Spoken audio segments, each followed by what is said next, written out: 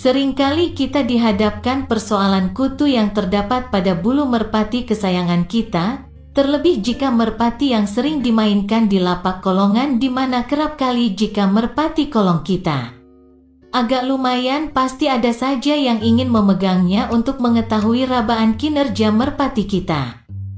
Menghadapi persoalan kutu, terkadang kita memandikan merpati dengan sampo khusus atau bisa juga membuat sendiri yang bertujuan mengurangi kutu, atau bisa buat kegiatan iseng, bisa juga dengan memencet kutu pada bulu sayap merpati.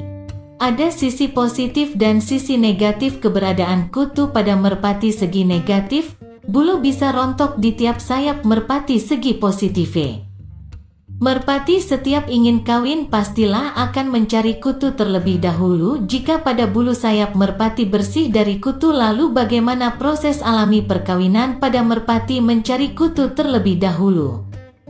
Dari keterangan di atas bisa disimpulkan bahwa kutu tidak selalu merugikan bagi merpati.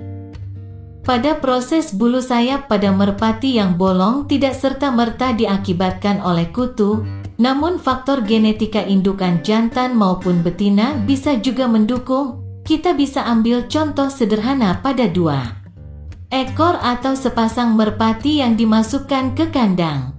Jika terdapat bulu sayap pada salah satu merpati yang bolong, dan pada umumnya menyimpulkan bahwa bulu sayap yang bolong diakibatkan oleh kutu.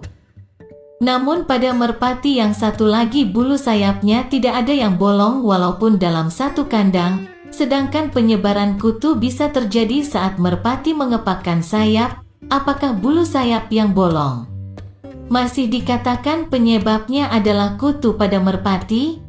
Sedangkan dari contoh di atas adalah merpati yang sering bersentuhan karena satu kandang dan sering mengepakkan sayap pada posisi berdekatan.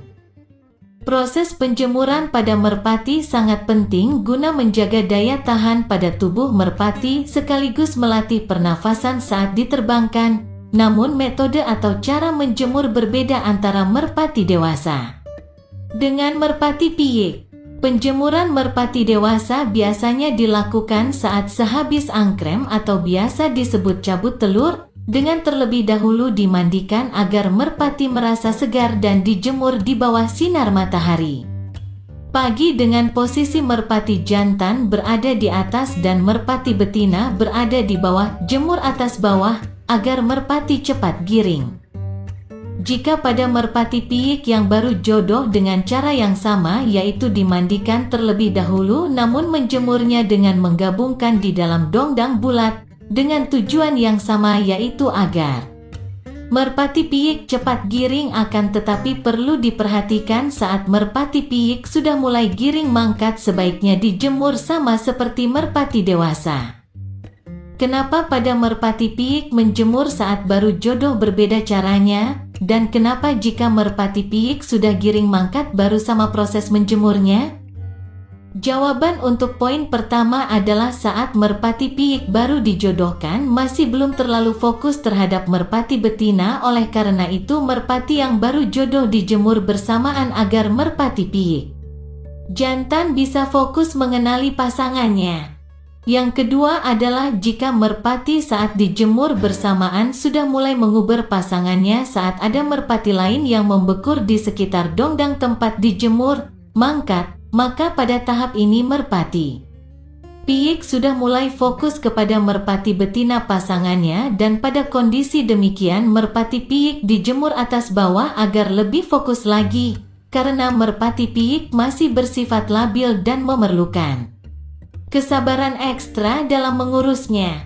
Lain hal merpati dewasa yang sudah pernah fokus terhadap pasangannya dan setelah melalui proses angkrem saat dicabut telurnya, merpati dewasa akan fokus dan giring kembali. Lamanya waktu giring tergantung pada setelan masing-masing yang tidak seluruhnya sama.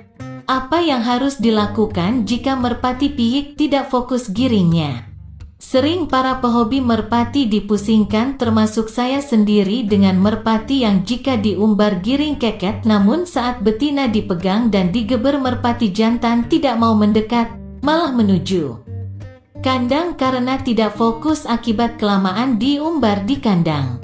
Tips merpati yang kurang fokus ke betina cukup dengan cara memindahkan lokasi penjemuran agar merpati tidak melihat kandangnya dari pagi hingga petang, seperti merpati saya yang salah satunya kurang. Fokus saya pindahkan sementara dari lokasi kandang beserta merpati yang sudah fokus atau giring keket seperti gambar berikut. Tujuannya pemindahan lokasi penjemuran adalah saat merpati yang sudah dalam kondisi siap dimainkan di lob naik turun bisa diperhatikan oleh merpati piyik yang giringnya kurang fokus, seperti yang sebelumnya telah saya praktekkan sendiri memakan waktu sekitar kurang lebih 3 hari. Merpati piyik sudah bisa sedikit fokus.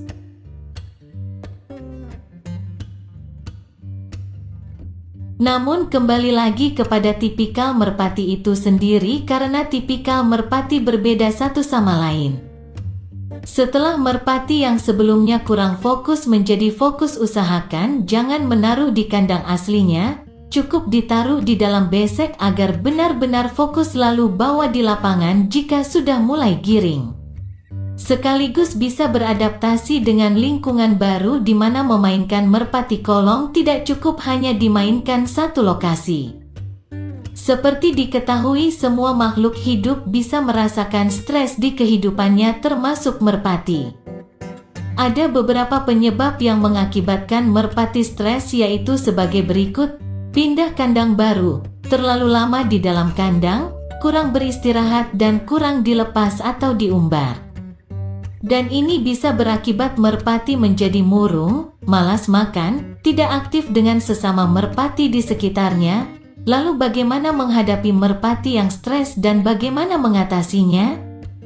Pindah kandang. Merpati yang baru pindah kandang sudah pasti mencoba beradaptasi dengan lingkungan baru dan saat merpati baru pindah akan sedikit kurang porsi makannya. Untuk mengatasi hal demikian, usahakan merpati yang baru pindah kandang jangan ditaruh di kandang tertutup tetapi taruh di kandang kerangkeng besi agar bisa mengamati suasana sekitar pada saat pagi, siang dan malam hari. Dan jangan lupa menyiapkan tempat makan dan minum. Perhatikan juga pola makan merpati tersebut karena porsi pemberian makan di tempat kita belum tentu sama dengan tempat yang lama. Ada yang suka makan jagung, beras merah, jagung campur, beras, tergantung mana makanan yang disukai merpati.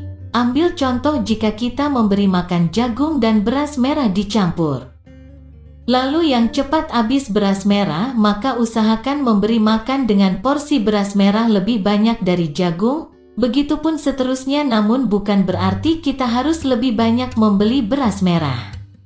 Sedangkan merpati kita sudah terbiasa memakan menu campur beras merah dan jagung. Anggap saja ini sebagai perkenalan merpati baru agar bisa beradaptasi di kandang baru, karena lama-kelamaan merpati baru akan mampu beradaptasi dengan menu di kandang kita. Terlalu lama di dalam kandang. Saat membeli merpati baru sudah pasti kita menaruh di dalam kandang agar tidak kabur. Terlebih merpati yang kita beli ternyata susah membekur serta galak, di mana umumnya merpati yang galak masih ingat betina lama. Dan cara agar merpati lupa betina adalah menaruh merpati di tempat tersendiri. Biasanya dapat memakan waktu sampai 3 atau 5 hari agar merpati lupa betina lama. Kurang istirahat. Normal istirahat merpati adalah sekitar jam 7 malam sampai pagi. Di luar waktu tersebut lama-kelamaan merpati bisa stres karena kurang istirahat. Lampu penerangan juga bisa mengakibatkan merpati kurang istirahat karena terganggu oleh sinar lampu. Usahakan mematikan lampu pada malam hari di sekitar kandang dan gunakan lampu menyala sekitar kandang hanya pada saat cuaca sedang dingin sehabis hujan guna menghangatkan suhu sekitar kandang. Kurang bebas atau diumbar. Secara alami merpati adalah hewan yang bebas dan kebebasan pada merpati menunjang psikis merpati terhindar dari stres. Kurang bebas dalam arti merpati yang kita rawat atau buat main. Saat merpati yang kita buat main di lokasi ketangkasan, pastilah sistem angkrem dan cabut telur terjadwal. Dan hanya istirahat total saat bulu ambrol, istirahat sedang saat sayap penjawat. Namun di luar waktu istirahat alami merpati, sebetulnya ada baiknya memberikan waktu kebebasan untuk merpati pada saat bulu merpati tidak ambrol maupun penjawat. Lagi pula kegiatan monoton cabut telur berdampak negatif bagi psikis merpati dan mengakibatkan stres walau secara tidak langsung namun perlahan tapi pasti. Merpati akan stres dengan kegiatan monoton tersebut dan berakibat rusaknya kinerja merpati ke depannya. Jangan heran dan timbul pertanyaan di dalam diri kita, kenapa kinerja merpati berubah tidak seperti dulu? Memainkan merpati yang giringnya tidak bagus atau keket tentu akan banyak menimbulkan rasa sedikit kesal dikarenakan saat digeber dengan merpati betina malah merpati jantan tidak mau turun sekalipun.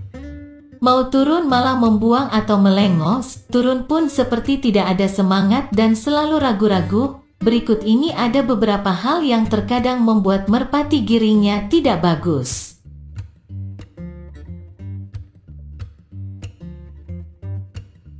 Warna merpati betina. Dalam hal pemilihan warna merpati betina, ada beberapa merpati jantan yang konsisten dengan satu warna dan ada pula yang suka warna apa saja. Jika dibandingkan merpati jantan yang konsisten pada satu warna, giringnya lebih bagus dibandingkan merpati yang menyukai warna apa saja. Jadi untuk menjodohkan merpati, usahakan mengetahui terlebih dahulu warna merpati betina yang disukai.